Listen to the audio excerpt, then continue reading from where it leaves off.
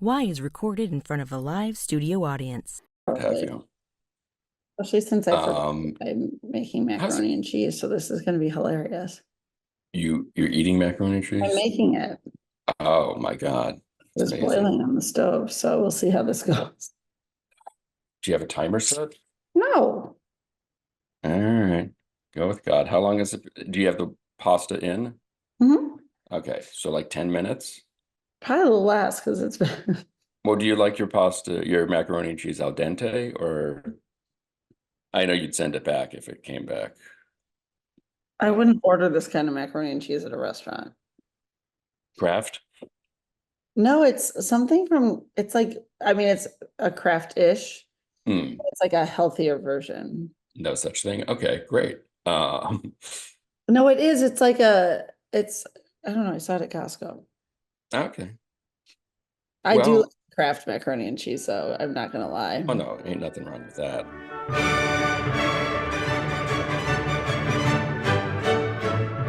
This is Why, with your hosts, Heidi Hedquist and Luke Poling. Laura, what is so you're there with your late husband's work, Gary Grimshaw, and then some of your own work as well, correct? No, I ended up not really bringing, I brought a few little things that I made, but no, this is about Gary because it's related to the film. Mm-hmm. Gary's actually interviewed in the film. And Yep. what I did bring was show and tell. Oh, we I love show and tell. sorry, We I do didn't- love show and tell. Yeah, so what I brought was these newly restored files that we've made into two different sizes of poster, 11 by 14 and 11 by 17. They come on a nice black board and Yeah, those are lovely. putting on a shelf or even taking them out of the plastic and putting them on the wall. They're $20, so they're not precious. And that's about it. I brought show and tell, and we could talk about the posters, but it's relating to the movie. And also recently I've been reading an advanced copy of the new MC5 book, which unfortunately I don't know off the top of my head what it's called. I'm just excited that there's a new MC5 book. Yeah, I'll start with that. yeah, Yes. it is. It's really a cool book. It's a lot of it's mostly interview. And Ben Edmonds had been working on this book for maybe a decade. And when he passed away, he knew he was going to pass away, and he talked to John Ulensky, an old friend of his. And basically, John said, okay, I will pick up the mantle. I will finish this book, I promise. And she felt that she needed some backup herself, so she got Brad Tolinsky available. I mean, involved. Mhm. And so it's by the two of them, but basically what I'm reading is basically all of Ben's interviews with various people. The person that has the most voice in it, from the little that I've been delving into it, is Wayne Kramer. So a lot Of of it course. is told from his point of view. John's in it. Gary Grimshaw is in it a little bit. And I saw an advanced copy, so it didn't have the graphics, but I know that I licensed a few images to them, so I know that his work is in it. That's the reason I got the advanced copy. Right. But it's just the PDF version. It's not the actual book. Right. So I'm waiting to get one of those. So, Is it in? No, oh no, go for it, Heidi. no, it's okay. Go ahead. Well, I was just going to sort of go back and make sure we touched all the things so folks know of which we speak.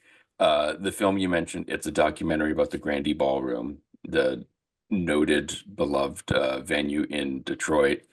And as you're talking about this, and Wayne Kramer and John Sinclair and all the other members of, I guess it'd be the White Panthers and MC5 and that kind of ilk. What was Gary's relationship with all those folks? Because he did so many of the iconic posters that you see everywhere. When you talk about the Grande Ballroom, you see his work. Correct. And what happened was he and Rob Tyner, Robin DeMiner was his name, Robert DeMiner was his name in high school. He and Rob were really close friends. They used to Okay. draw together all the time. And Gary actually thought he would be an author, a writer when he grew up, right? And he decided that he wanted to not be assigned in Vietnam to ground troops. And so he decided it would be a better idea if he went ahead and enlisted. And he enlisted in the Navy. So when he was released from the Navy, he had to stick around because they had sent him to submarine school. And when it came time to re-up, they waited until they had trained him for submarine duty, and he refused to re-up. So I don't think that it was because of him. I think other people glommed onto that too. And they changed the rules. Now you have to re-up before they give you training. But at that time, they didn't make you re-up until after. They assumed you would. And he only volunteered because he figured it'd be easier. He was kind of brilliant. He figured it'd be easier to go to submarine school than to do, be bored on the job that he was on, which was watching the compass. He was in charge of the compass on the SS Coral Sea. And he used to sleep there because it was the only room in the whole ship that was air conditioned. His barracks were not air conditioned. So he really loved that job, but he figured, submarine school, sure. So he went to submarine school. He didn't re-up. And when he left, they insisted on giving him a less than desirable discharge.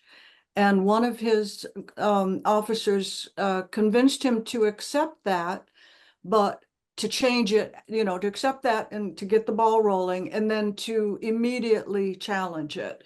And he took that guy's advice. And so that kept him in San Francisco for about 6 months or more. I don't know the exact amount of time after he got out of the Navy. He was successful in getting it changed to a regular discharge.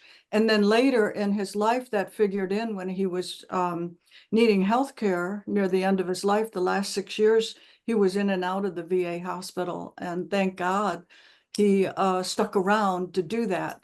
But while he was there in San Francisco, he started to see what the scene was like with the Avalon and the Fillmore ballrooms. And he'd get on the bus, and there was a kind of a partition behind the driver. He'd get on the bus and he'd see the posters.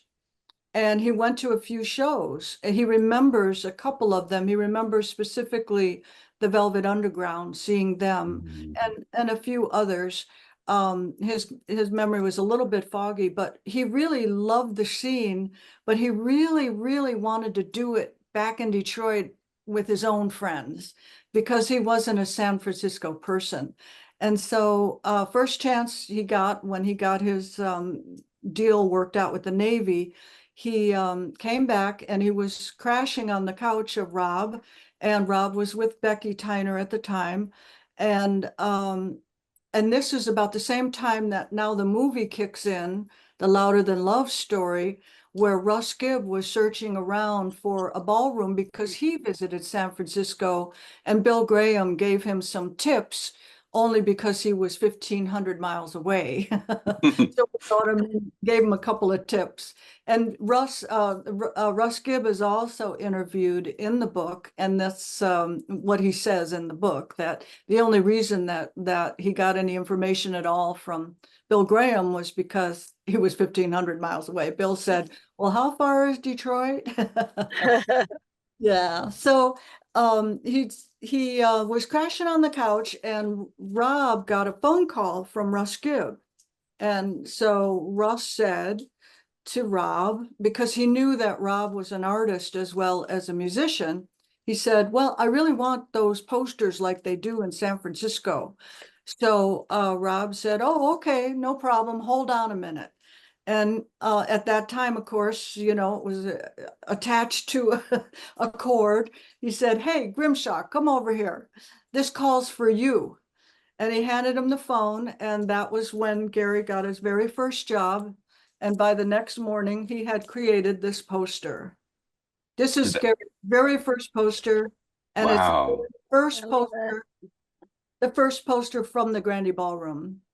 And And then that's Gary went on to be the major contributor to the posters of the Grande and a lot of other places too. I was gonna say he did the poster for the first Love-In in Yes, Los now- Angeles. Yeah. Oh, and there's one from Los Angeles. Yes, that's another story. He was underground at the time, and he was working for the San Francisco Oracle. And they had a sister publication in Los Angeles, the Los Angeles Oracle. And that the people in Berkeley were a lot more together than the LA crowd. And so they sent Gary down there to sort of take control of the paper. And if you knew Gary, you'd know that he's not a bossy type of person. He's like the kind of person that's gonna tell anyone what to do. You know, he just wasn't his style to be a boss. So at any rate, while he was down there, he did get that job. And he was only down there for a few months, and he realized right away that they just had a different style. They had it together, but they just did it differently. And he wasn't about to try and, you know, put anybody in line, you know, or be a boss. But he did get that job, and it's a beautiful poster, and that's included in a book on well, it might be in several books, but the one I know about is a book that Harvey Kubernik has written many different books, and Harvey used that in his Hendrix book. So Hendrix, or anyway, Harvey's written so many. He used one of Gary's in a Hendrix book. I think I'm not getting it quite straight, but a Right. lot of Gary's are licensed. This one is another one which is earlier than the Grande. And also this kind of design, which maybe you see a little bit, it doesn't seem Like yeah, the eye sort been of. done, but Gary kind of did it for maybe not first, but certainly early on, and that's kind of very psychedelic. And they're doing a Sun Ra American Masters, and they've licensed this and other Sun Ra. Sun Ra and MC5 really got along. That show must have been, I can only imagine what that must have been like. One bill, what, Yeah. 3 hours of wow. Yeah. It was quite a show from what I understand. I was 11 years younger than Gary, so when he did the Seagull, I was 9. So I've never made it to the Grande. I've never been inside the Grande, but I've seen that movie probably a dozen times, and every time I see it, I find something different that I didn't catch before. There's so much going on in it, and people talking on different levels of involvement. Pete Townsend is extensively interviewed in that movie, and he's quite fascinating. And then you got the person playing the fool in the form of Ted Nugent. He's also interviewed. That's the And- best way I've ever heard Ted Nugent described. Right. That is perfect. Yes. That is, yes. Spot on. Yes. So yeah, it's a legacy that's a lot of fun for me to learn more and more about. And I'm actually on a team of 4 different people who are in the process of writing a book about the art of Gary, which is hard to separate from the person. So it's about him somewhat as well. And I remember talking about reading the book and about a few of the surprising things in it that I wasn't I had heard a little differently. I've been hearing these stories for 30 years, but one of the things that I said that I'd like to kind of, it wasn't your show, but I had said that the difference between the MC5 and the other people who were in the Rainbow Peoples, that for a while they lived in Ann Arbor, Michigan, and houses right next door to each other. Well, the people in the Hill Street house, they were radicals, and the MC5, they were managed by a radical, and they were they were given the advice to seem radical, but really they were just guys that wanted to play rock and roll, and their revolution was truly in the music that they made. That their political ideals didn't exactly always mesh up with the pure radicalism of the people in the Hill Street. And that kind of led to them firing John, I think, after Elektra signed them. I believe that they were convinced to get John out of the picture, and a couple of the other more radical people who kept things a little bit too tense, maybe you might say. In the book, I'm reading that Wayne Kramer was even given advice by some of the top people of the day, such as, I don't know if I remember correctly, but such as someone like a Janis Joplin, who said, man, you got to get rid of all that politics. It just is not going to fly, you know? And Wayne kind of smugly said, you know, well, blah, blah, blah. And in his writing in the book, in his interview, he said, you know, I was a jerk to not take that advice. And so I think that the MC5, this book is going to really open a lot of people's eyes about some of the things that maybe are legendary, but we never heard it from the band themselves. We just heard it from, you know, from other people. So Gary was more on the radical side in his art as well. And he gave to all the causes, but he wasn't an in-your-face kind of person at all. And he hated guns. So his dad was a gun owner and loved guns and wanted him to, you know, share his love of guns, and tried to bond with him over guns. And just even as a child, he just didn't like them. So he's a kind of unique, a little bit different than some, you know, a lot of people. Certainly. Yeah. Yeah.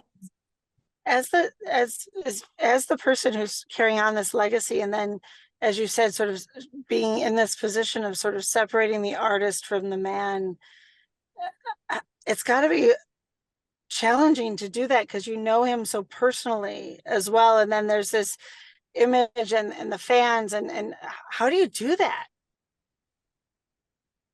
Well, it has been a little bit difficult, and I've been doing Has it to one be. person at a time, and it's been Yeah. very time consuming and a little draining of the pocketbook, because I would I imagine, and the emotions too, I'd imagine. don't make enough time doing it. And so what I did is, a couple of years ago, we started in October of 2022. I realized that I need a book. I need something that's going to do the talking for me, and Sure. to really carry on his legacy, that they don't have to wait for me to come to their town and put out a table to learn about Gary, or see the movie Louder Than Love, which isn't about Gary really. There's a lot of his art in it, and he's interviewed in it, but it is about the Grande Ballroom. And a lot of, again, Wayne Kramer was in it quite a bit. And he talks about the MC5 and, you know, their antics. And, you know, there was a lot of drugs, sex, and rock and roll going on there. And it was wild. It was completely wild. And for a long time, for some of the shows, it was all ages. So I meet people now who are my age who went to the Grande. You know, I'm 67. And it is kind of young, but there were kids who would bring their little brothers and little sisters there for certain Yeah. shows. You know, I'm not an expert on it, but that was a fact. And so the Grande is really holds a lot of a real special place. A lot of people have just a real special place about the Grande, more than the East Town or the Vanity, and more than the other ones that came after that. It's sort of like equal to the Fillmore in certainly in a nostalgia. And even like the Avalon isn't quite as popular or well known in these days as the Fillmore, although at the time they were sister ballrooms. I think Gary even went to the Avalon once. I don't recall exactly, but yeah, it was an interesting time to be around. And I know a lot of people my age were pissed off that they missed it all. For sure. Because People by the my age are pissed off we missed it all. Yeah. yeah, But especially when you're holding up posters like Sun Run and the MC5 on I the same know, bill. well, I'll for I'll sure. hold up more. Don't tell me what the tickets Um, cost. this was Right, that'll intended make it for worse. This Oh, is an wow. interesting piece, number 3. This image Oh, came from I believe it was Look or Time, I think it was Time magazine, that had a story, and this was a cover. And coincidentally, another Michigander, um, um, uh, I just saw his name earlier. I was looking at something, Stanley Oh, Miller. mm-hmm. No Mouse. He did a poster using the same image for 13th floor 13th floor elevator. The Mm-hmm. name of obscure name of a band Yep. that I'm not really sure about, for a different venue. So this is an interesting one.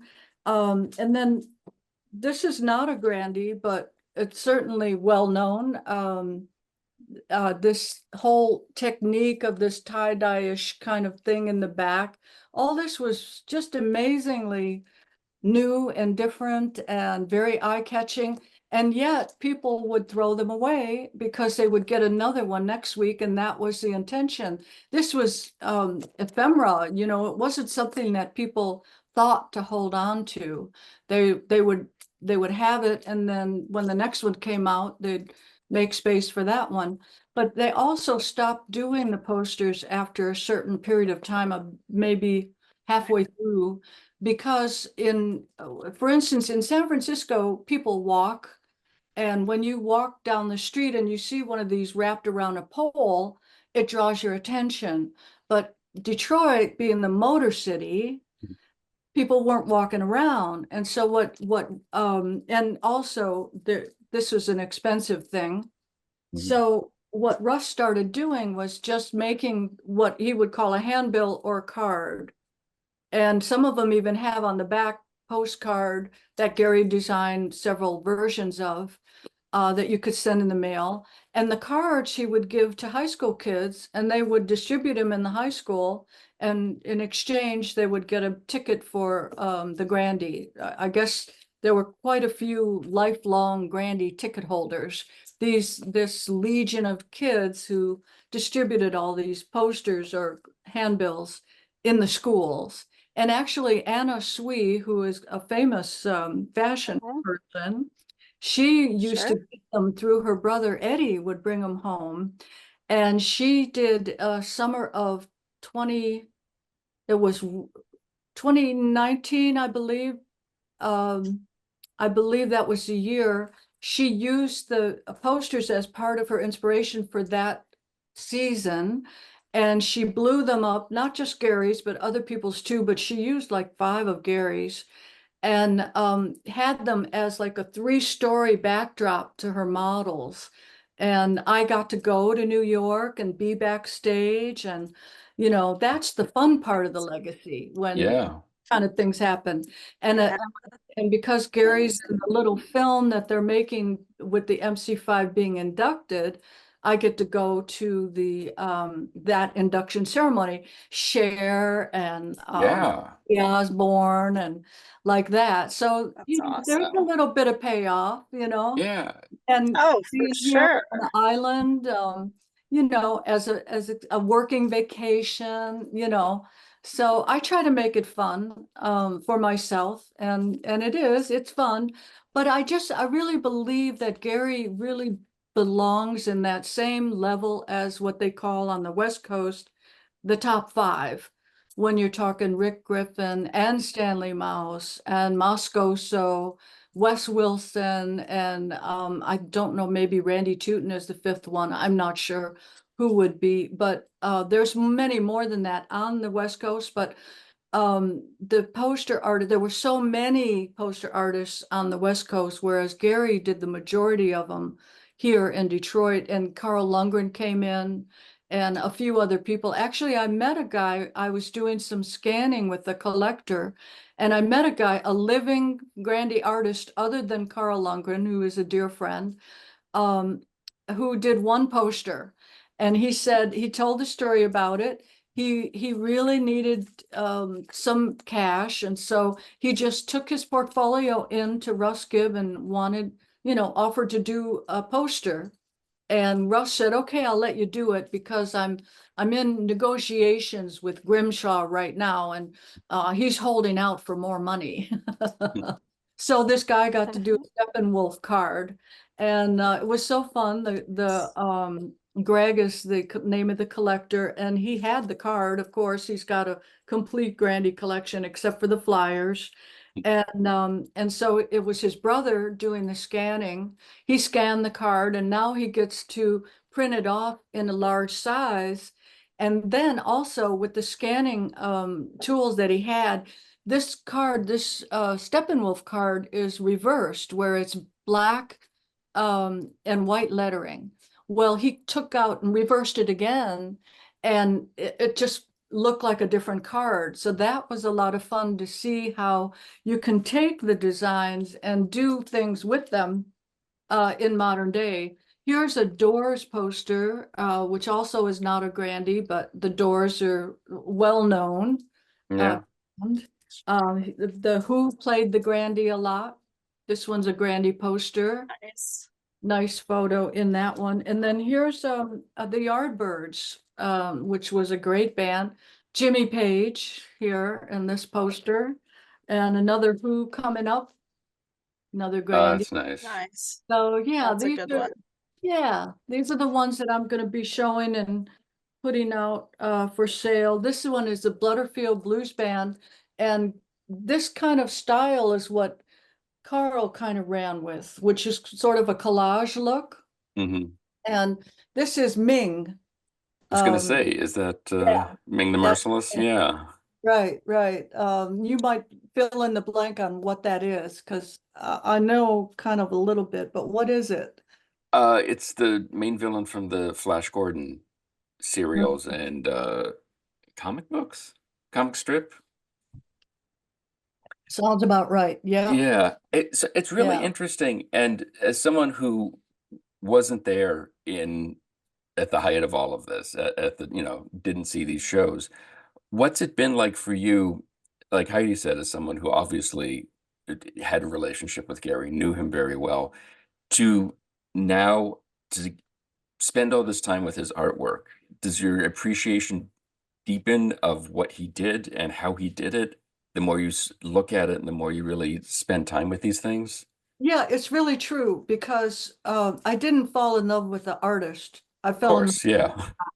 And so his art, we started, I had known, I'm also an artist. I had known other artists. I'm also an administrator, so I'm good at organizing things.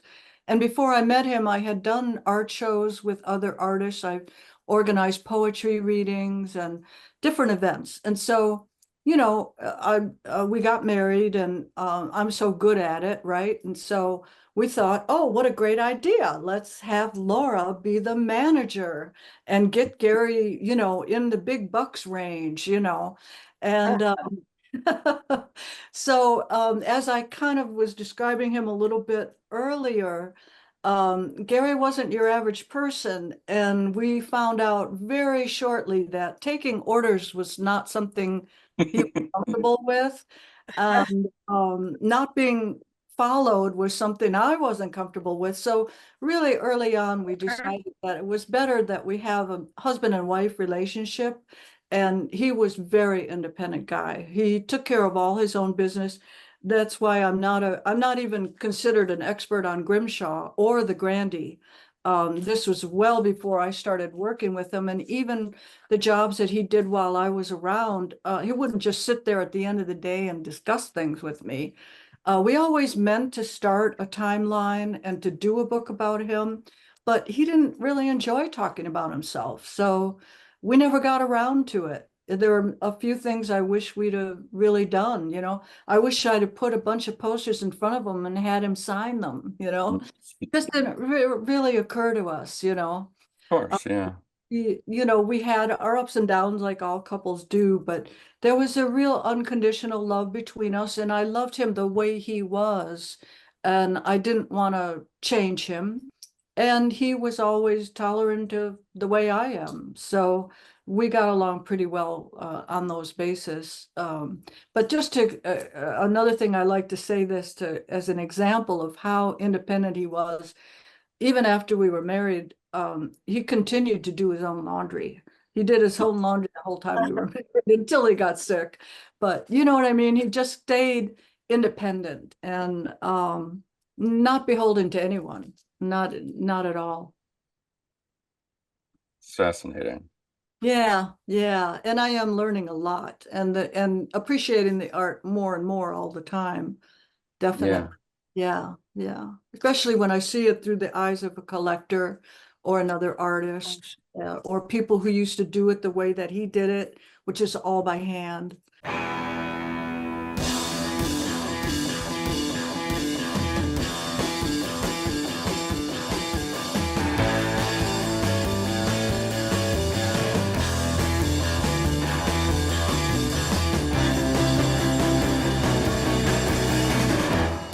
Why the Podcast is produced by the Professional Production Company.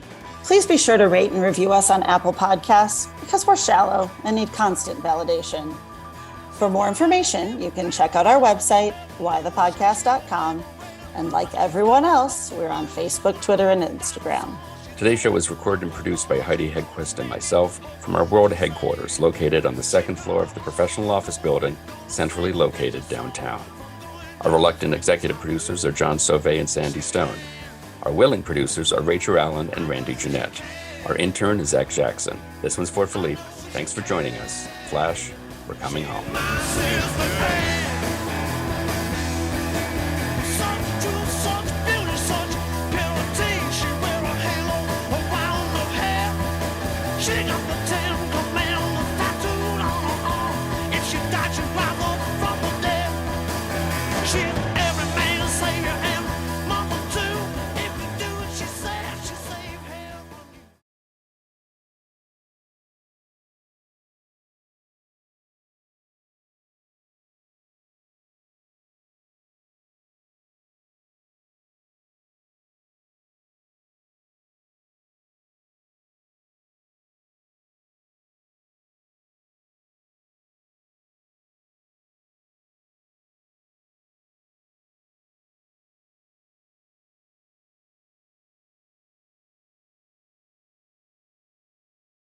Nigel, is that you? Are you here, Nigel?